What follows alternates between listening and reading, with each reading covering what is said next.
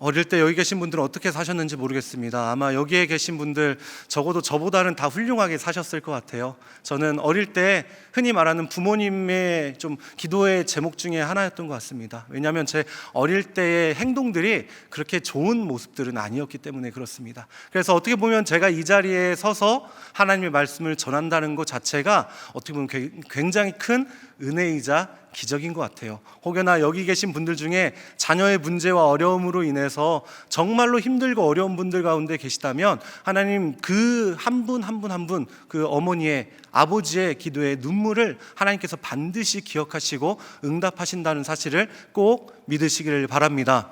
왜냐하면 제가 그 기도의 응답이기 때문에 그렇습니다. 제가 어릴 때 30년 전이었던 것 같아요. 30년 전에 제가 오락실을 너무 가고 싶은 거예요. 저는 시골 살았거든요. 시골에 살았기 때문에 오락실이 없었어요. 흔히 말하는 시골에서는 시내를 나간다고 이렇게 얘기를 하는데 시내를 나가서 오락실을 너무 가고 싶은 거예요. 근데 처음에는 친구 또는 형들에게 돈을 빌려서 오락실을 갔었지만 그게 뭐 얼마나 할 수 있겠습니까? 몇 판이나 할 수 있겠어요. 조금만 하면 끝나버리는 게 이게 오락실에서의 돈 아닌가요? 그런데 그 오락실에 가고 싶은 마음과 충동이 너무 크다 보니까 제가 하지 말아야 될, 손대지 말아야 될 그곳에 손을 대기 시작하는 겁니다. 그건 어디였냐면 저희 아버지의 지갑이었어요. 저희 어머니의 지갑이었습니다. 그래서 이렇게 오락실을 갈 때 처음에는 1,000원짜리를 빼고 5,000원짜리를 빼더니 이게 사람이 갈수록 담대해져요. 죄를 짓는 분들은 아실 거예요.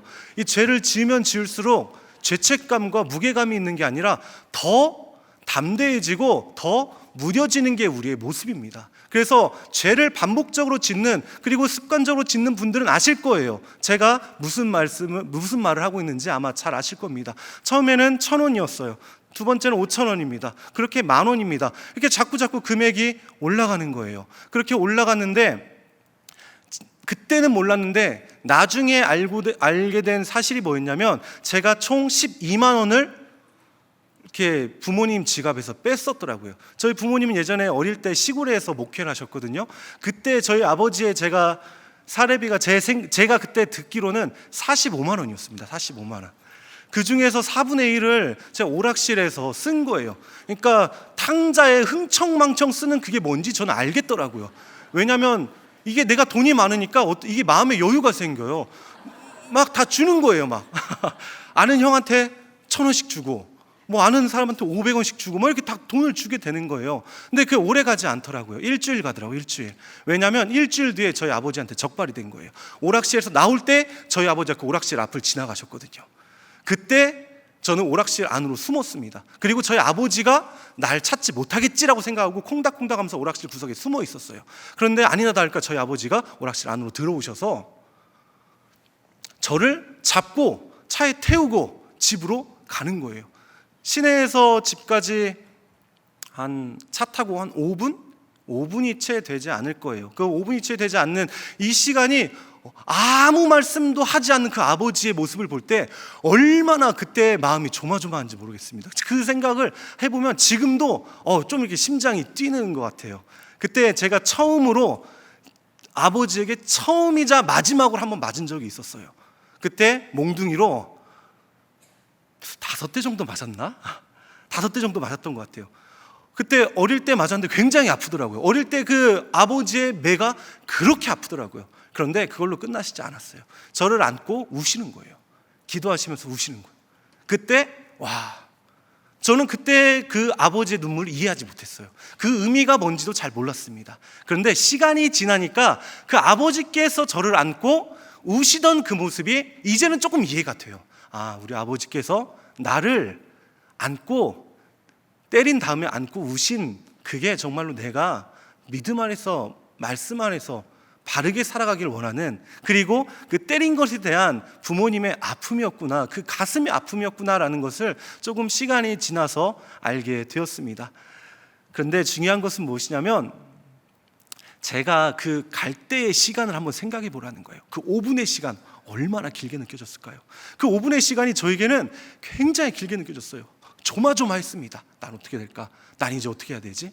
그런데 이런 조마조마한 시간이 비단 저에게만 있었던 것은 아니에요. 왜냐하면 오늘 예수님과 베드로가 식사를 하는데 베드로와 예수님이 식사하는 그 시간에 아무런 대화가 없으셨어요. 그때 베드로의 마음이 어땠을까? 차라리 무슨 말씀을 하시지. 야, 너 그때 왜 그랬어? 야, 너 그때 나 아직도 기억해. 차라리 뭐라도 그렇게 말씀을 하시면 차라리 낫겠어요. 다 그렇잖아요. 차라리 한번 혼나는 게 나을 때가 있잖아요. 근데 그게 아니라 아무 말씀도 안 하시고 식사하는 그 모습 가운데 베드로의 마음은 과연 어땠을까? 아마 내가 부모님, 아버지의 차를 타고 가는 것보다 더 떨리거나 어렵지 않았을까라는 생각을 해봅니다. 오늘은 그 베드로와 예수님의 이야기를 저와 여러분들이 좀 같이 나눌 수 있었으면 좋겠습니다. 예수님이 부활하시고 나서 이제 많은 곳에 나타나셨지만 공식적으로 한 3번 정도는 나타나신 것 같아요. 첫 번째는 엠마오로 가는 그 제자들에게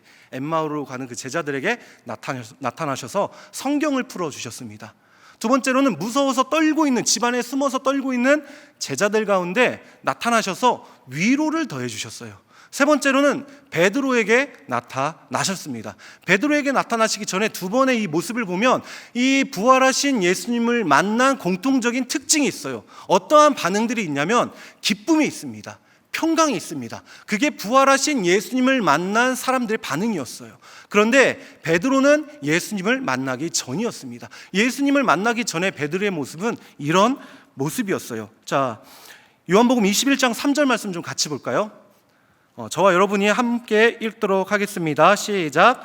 시몬 베드로가 나는 물고기 잡으러 가노라 하니 그들이 우리도 함께 가겠다 하고 나가서 배에 올랐으나 그날 밤에 아무것도 잡지 못하였더니, 예수님을 배반한 이후에 모든 것을 포기한, 모든 것이 낭만과 좌절밖에 없는 이 베드로가 할 수 있는 게 뭐겠어요? 이제는 예수님을 전할 수도 없고 예수님에 대한 것들을 증거하기도 참 애매합니다. 왜냐하면 예수님은 죽어버렸으니까요. 그래서 할 수 있는 건 가장 최선의 선택은 뭐였냐면 예전에 하던 그것을 다시 하는 거였어요. 예전에 하던 게 뭐였죠? 바로 물고기를 잡는 어부였습니다. 열심히 물고기를 잡죠. 허무의 그물을 던집니다. 낭만과 낙심의 그물을 열심히 던집니다. 그렇게 열심히 던지는 그 모습을 볼 때에, 근데 어찌 보면 그게 우리의 모습은 아닌가라는 생각도 해보았습니다. 우리도 가정이라는 열매를 얻기 위해서 열심히 가정의 그물을 던지고 있지는 않습니까? 자녀가 바로 세워지길 원해서 자녀에게 그물을 열심히 던지고 있지는 않습니까? 혹은 어떤 나에게 맡겨진 이 직장에서 뭔가를 잘하기 위해서 우리는 열심히 그물을 던질 때가 있다라는 거예요. 그런데 이렇게 열심히 던질 때에 베드로와 우리의 모습이 별반 차이가 나지 않을 때도 있습니다. 열심히 그물을 던지면 뭐합니까? 열심히 그물을 던졌을 때의 결과가 좋았으면 참 좋겠지만, 오늘 베드로의 모습을 볼 때에 열심히 그물을 던졌음에도 불구하고 아무것도 잡히지 않는 그런 절망의 모습에 나타나게 되는 거죠. 요한복음 말씀을 보면 이렇게 얘기합니다. 그물을 던질 때에 아무런 물고기가 잡히지 않았다.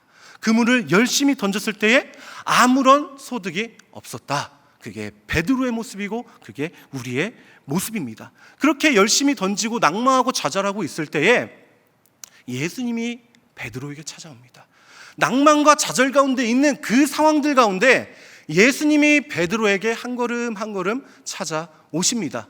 그리고 저 멀찍이에서 낭망하고 있는, 좌절 가운데 있는, 낙심 가운데 있는, 허무함 가운데 있는 제자들에게 이렇게 얘기합니다. 얘들아, 너희에게 고기가 있느냐? 얘들아, 너희에게 고기가 있느냐? 그렇게 얘기할 때에 제자들의 공통된 반응은 우리에게 고기가 없습니다 였어요. 밤새 열심히 그물을 던져서 뭔가 얻으려고 했지만 아무것도 얻지 못하는 그런 상황들 가운데 베드로 제자들이 있었다라는 거죠.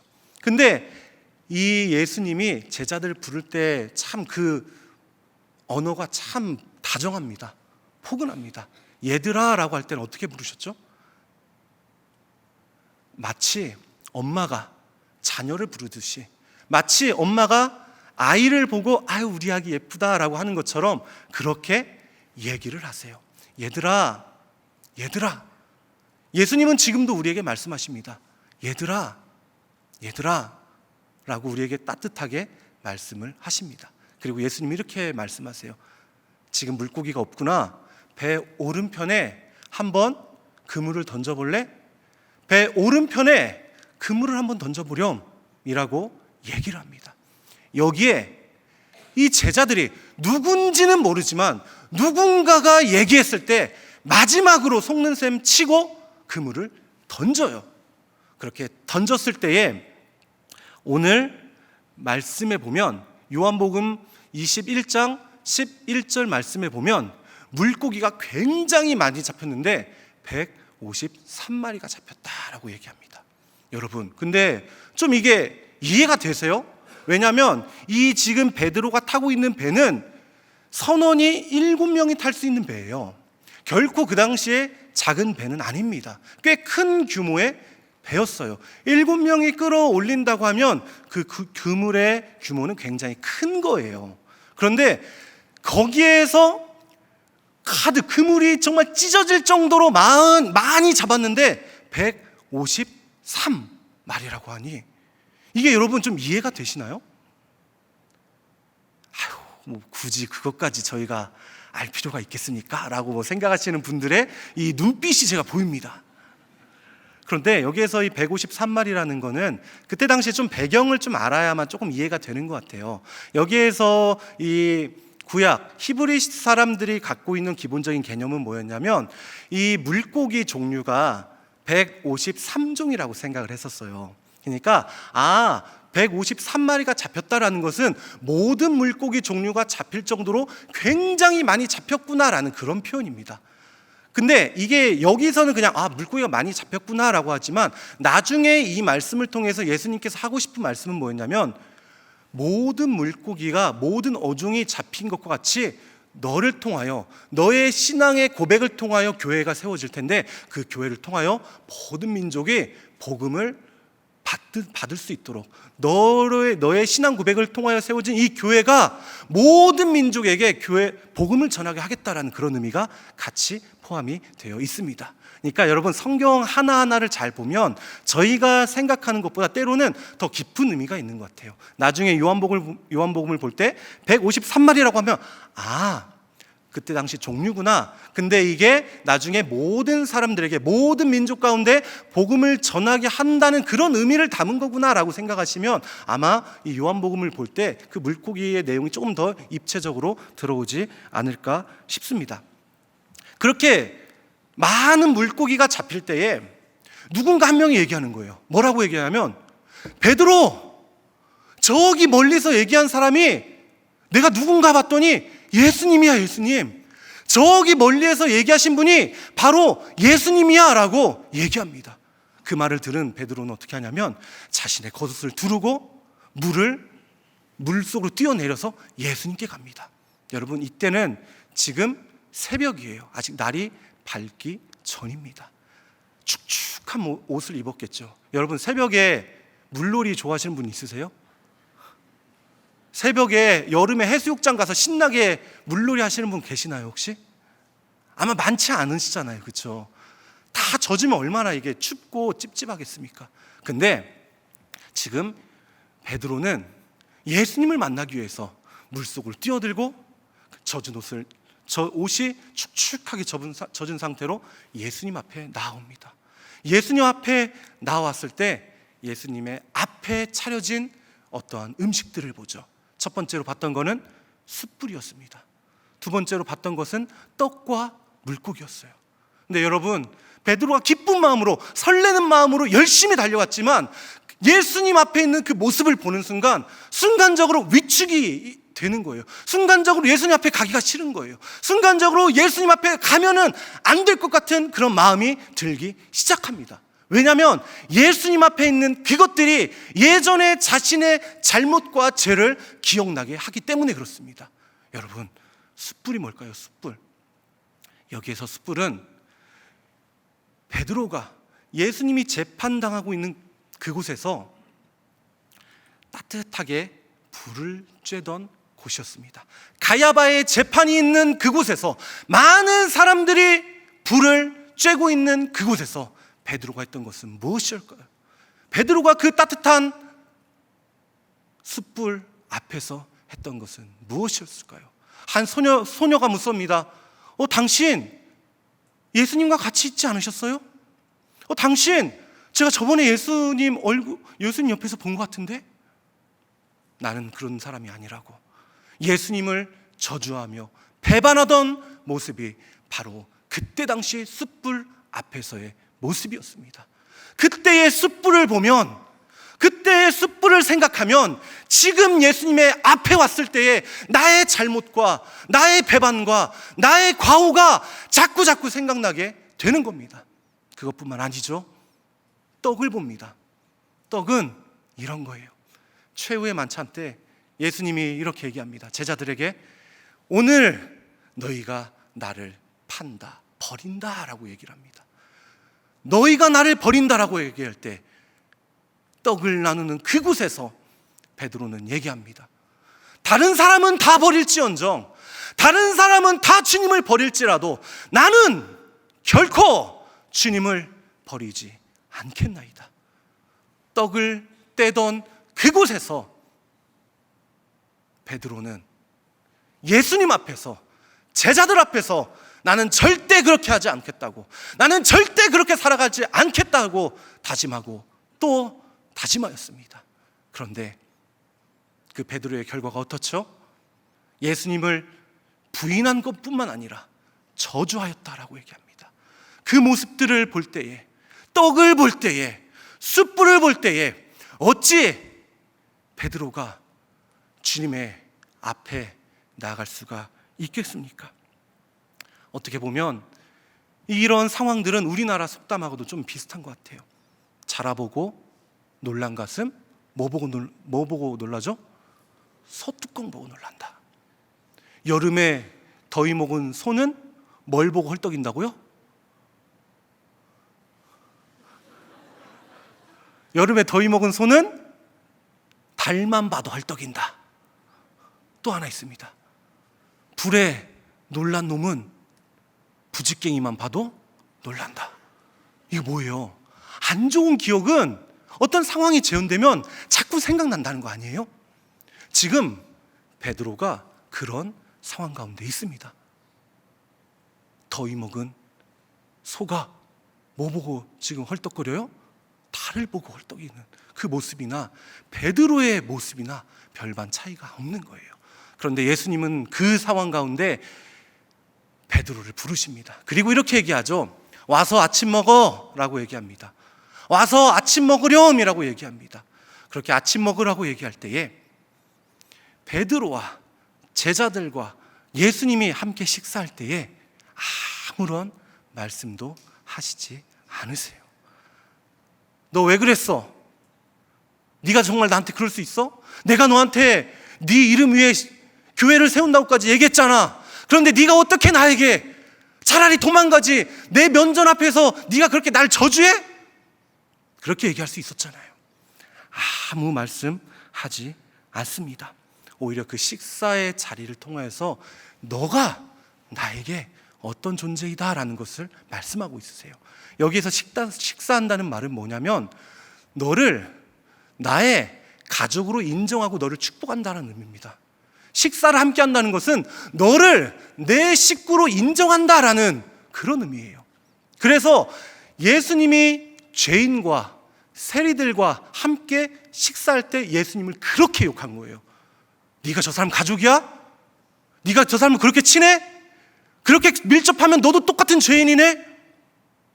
그런데 예수님은 자신을 배반한 베드로를 초대해서 식사를 차려주시면서 베드로야, 너가 나 배반했다고 하지만 난 여전히 너를 축복해. 베드로야, 네가 나를 배반했다고 하지만 그래도 난 너를 나의 가족으로 인정해. 예수님은 식사를 통해서 베드로에게 너는 내 가족이야 라고 지금 말씀하고 있습니다. 그 이후에 이제 일어나는 사건들이 오늘 저희가 읽은 본문이에요. 어떡하죠? 지금 이제 서론이 끝난 거예요. 이제 본론으로 들어가야 되는 상황입니다. 자, 예수님이 식사를 다 마치고 이렇게 얘기합니다. 요한복음 21장 15절 말씀 한번 같이 볼까요? 함께 읽어보겠습니다. 시작. 그들이 조밥 먹은 후에 예수께서 시몬 베드로에게 이르시되 요한의 아들 시몬아 내가 이 사람들보다 나를 더 사랑하느냐 하시니 이르되 주님 그러하나이다. 내가 주님을 사랑하는 줄 주님께서 아시나이다. 이르시되 내 어린 양을 먹이라 하시고. 그때 당시에 아마 이 사랑에 대한 개념들을 많이 아실 거라고 생각합니다. 그때 당시에 기본적인 이 사랑의 개념을 이제 총 4가지로 얘기를 했었어요. 첫 번째는 아가페의 사랑, 이 신적인 사랑을 얘기하죠. 두 번째는 필로스의 사랑입니다. 어떤 친구의 우정과 사랑을 이제 필로스의 사랑이라고 얘기를 해요. 그리고 세 번째로 얘기하는 게 에로스의 사랑, 이 육체적인 관계의 사랑을 얘기하고, 네 번째는 스트로게의 사랑입니다. 이건 이제 자녀와 부모 간의 이런 사랑을 얘기를 하고 있는 거예요. 그런데 오늘 예수님께서 이렇게 말씀하실 때에 이렇게 얘기를 하시는 거예요.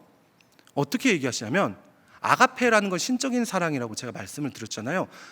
요한의 아들 시몬아, 너는 나를 정말 신적인 사랑, 정말로 신이 나를 사랑하는 것처럼 너 정말 그렇게 나 사랑하니? 아가파스메라고 얘기를 합니다. 아가파스메, 너 나 신적인 사랑으로 사랑하니? 그럼 여기서 뭐라고 얘기해야 되죠? 베드로가 뭐라고 얘기해야 돼요? 네, 주님, 저 신적인 사랑으로 주님 사랑합니다. 아가파스세라고 얘기를 해야 돼요. 그런데 오늘 이 상황을 잘 보니까 지금 베드로는 아가파스, 신적인 사랑으로 예수님은 질문했는데 아니요, 저는 필로스의 사랑, 친구의 우정의 사랑으로 당신을 사랑합니다 라고 얘기합니다. 여러분, 아가페로 얘기했으면 아가페로 답변을 해야 되는데 아니요, 저는 아가페로는 안 돼요, 필로스입니다 라고 얘기해요. 두 번째로 예수님이 한 번 더 물어보시는 거예요. 이상하잖아요. 너 정말 그래, 오케이, 알겠어. 다시 한 번 물어보자. 너 정말 나를 사랑하니? 아가파스메? 라고 한 번 더 물어봅니다. 예, 주님, 제가 주님을 사랑합니다. 그런데 아가페의 사랑은 아니에요. 필로스세라고 얘기를 합니다. 저는 주님을 친구의 사랑으로밖에 사랑할 수가 없습니다. 세 번째로 이렇게 얘기해요. 한번 요한복음 21장 17절 말씀 좀 같이 볼까요? 자, 함께 읽겠습니다. 시작. 세 번째 이르시되 요한의 아들 시몬아 내가 나를 사랑하느냐 하시니 주께서 세 번째 내가 나를 사랑하느냐 하심으로 베드로가 근심하여 이르되 주님, 모든 것을 아시오매 내가 주님을 사랑하는 줄을 주님께서 아시나이다. 예수께서 이르시되 내 양을 먹이라. 세 번째로 물어봐요. 세 번째로 물어봅니다. 근데 여기서 조금 질문이 달라져요. 아가파스, 너 좀 아가페의 사랑으로 사랑하니? 두 번을 얘기했을 때 아니요, 전 필로스로만 사랑합니다. 근데 이번에는 이렇게 얘기해요. 그러면 필로스의 사랑으로는 나를 사랑하니? 라고 얘기합니다. 그때 베드로의 반응이 근심하여 라고 얘기합니다. 근심하여. 너는 그러면 친구의 사랑으로는 날 사랑한다고 했으니 맞아, 그럼 너 친구의 사랑으로 나 사랑하니? 그때 반응이 근심하여요. 여기서 근심하다는 말이 뭐냐면 산모가 출산할 때에 고통스러운 그런 상태에 있다라는 의미예요. 그러니까 예수님이 세 번째 질문했을 때 베드로의 마음이 지금 얼마나 심란하고 얼마나 어렵고 얼마나 복잡한지를 지금 근심하여라고 지금 이야기를 하고 있습니다. 여러분, 그렇게 지금 베드로가 근심했는데 왜 근심했을까요? 왜 근심했을까요? 예수님이 골탕 먹이려고 했을까요? 그래, 3번 정도 이제 질문하면 내가 왜 조용히 한 줄 알아? 이제 너에게 내가 시작할 거야. 이제부터 정신적인 공격을 너에게 갈 거야. 이런 의미인가요? 아니요. 예수님은 그렇게 얘기하는 게 아니에요. 예수님께서 3번을 계속 질문할 때에 베드로는 필로스로는 사랑할 수 있어요. 필로스는 사랑할 수 있어요. 그러면 필로스의 사랑으로 너는 날 사랑할 수 있니? 근심합니다. 주님, 제가 그렇게 사랑할 수 있을 것 같았는데, 제가 정말 그렇게 사랑할 수 있을 것 같았는데 제가 그렇게 사랑할 수 없을 것 같아요. 제가 정말로 필로스 우정으로는 주님을 정말 따를 수 있을 것 같았는데, 주님께서 계속 나에게 여쭤보실 때, 물어보실 때, 내 자신을 볼 때 나는 그러한 사랑도 할 수 없는 존재입니다. 지금 예수님께서는 이 3번의 질문을 하셨을 때에 베드로는 한 가지를 깨닫는 거예요. 나에게 주님을 사랑할 만한 근거가 없구나. 내가 주님을 사랑할 수 있는 근거가 아무것도 없구나 라는 것을 깨닫습니다. 왜 예수님이 3번이나 질문하셨을까요? 왜 예수님이 3번이나 계속 집요하게 베드로에게 얘기하고 또 얘기했을까요? 내가 사랑할 수 있는 게 아니라는 거예요. 네가 나를 사랑할 수 있는 건 내가 너를 끊임없는 무한한 사랑으로 사랑하기 때문에 네가 나를 사랑할 수 있다라는 것을 보여주시기 위해서, 알게 하시기 위해서 예수님은 집요하게 같은 질문을 반복해서 내가 나를 사랑하느냐, 내가 나를 사랑하느냐, 내가 나를 사랑하느냐 말씀하고 있습니다. 여러분, 우리의 모습은 어떻습니까? 예수님이 오늘 이 시간 우리에게 너는 나를 사랑하느냐 질문하신다면 어떻게 답변하시겠습니까? 저에게 질문해봤어요. 필로스도 저는 안 될 것 같습니다. 제가 저를 되돌아봤어요. 베드로는 그렇게라도 고백했네요. 저는 그렇게 못할 것 같은데요. 여러분, 그게 우리가 주님을 사랑하는 것에 대한 한계입니다. 어떻게 우리가 주님을 사랑할 수 있을까요? 주님 사랑한다고 하면서 우리 안에 수많은 고민들과 생각들로 인하여서 주님과 멀어질 때가 얼마나 많이 있습니까? 나에게서 주님을 사랑할 수 있는 근거를 찾는다면 우리는 근심할 수밖에 없습니다. 그게 우리의 모습입니다. 하지만 주님을 사랑하는 근거가 나에게 있지 않고 주님께 있기에, 때로는 내가 놓칠지라도 주님이 나를 끝까지 사랑하시기에 내가 주님을 사랑할 수 있음을 여러분들 믿으시기를 바랍니다. 그렇게 오늘 솔직하게 고백하십시오.